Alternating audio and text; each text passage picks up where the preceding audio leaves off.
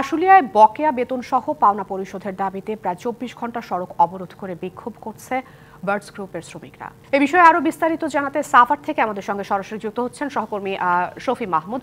কথা বলবো তার সাথে। শফি, শ্রমিকদের দাবি দেওয়া পূরণ বা সমস্যা সমাধানে প্রশাসন কোনো ধরনের উদ্যোগ নিয়েছে কিনা? যদি মোট কথায় বলি, এখন পর্যন্ত কিন্তু আসলে আমরা প্রশাসনের কোনো উদ্যোগ বা মালিক পক্ষের কাউকে এখানে দেখতে পাইনি। গতকালকে সকাল প্রায় 8:30-9টা থেকে এই অবরোধ কর্মসূচি শুরু করেছে বার্ডস গ্রুপের শ্রমিকরা। তাদের এই কারখানাটি বন্ধ দেওয়া হয়েছে এবং সেই বন্ধ থাকাকালীন অবস্থায় তাদের যে দেনা পাওনা বকেয়া এবং তাদের যে পাওনাদি রয়েছে সেই পাওনাদি পরিশোধের দাবিতেই কিন্তু গতকালকে সকাল থেকেই তারা এই সড়কটি অবরোধ করে রেখেছে।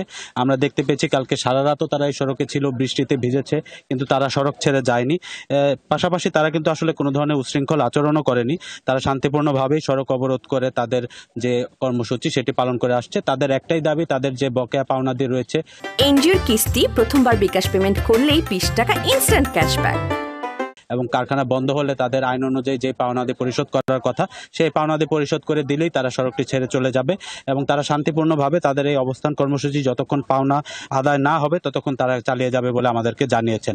এছাড়া এই বিষয়টি নিয়ে যেহেতু একটি গুরুত্বপূর্ণ মহাসড়ক এটি এবং গতকাল থেকে এখানে যানবাহন আটকা পড়ে আছে, এখানে কিন্তু সাধারণ মানুষদেরও যথেষ্ট ভোগান্তির শিকার হতে হয়েছে।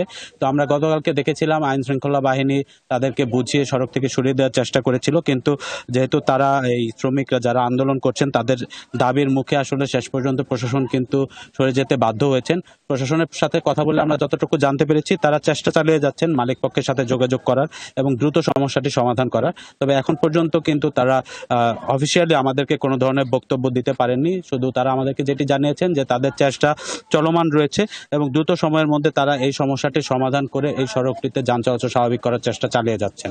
তো এই ছিল আশুলিয়া থেকে সর্বশেষ পরিস্থিতি। শফি, আপনাকে ধন্যবাদ।